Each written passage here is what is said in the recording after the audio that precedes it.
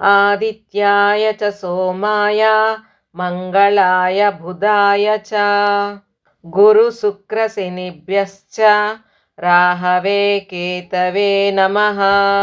जपाकुसुमसंकासं काश्यपेयं महाद्युतिं तमोरिं सर्वपापघ्नं प्रणतोऽस्मि दिवाकरम्।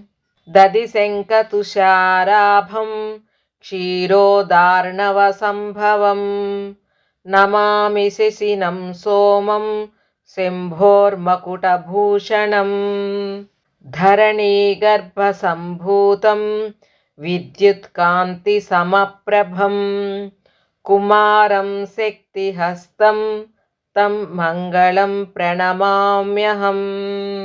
प्रियङ्गुकलिकाश्यामं रूपेण प्रतिमं बुधं सौम्यं सत्त्वगुणोपेतं तं बुधं प्रणमाम्यहम्। देवानां च ऋषीणां च गुरुकाञ्चनसन्निभं बुद्धिमन्तं त्रिलोकेशं तं नमामि बृहस्पतिम्।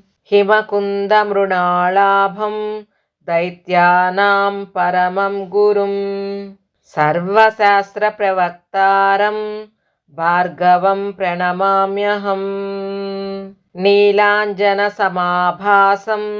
रविपुत्रं यमाग्रजं छायामार्ताण्डसम्भूतं तं नमामि शनैश्वरम्।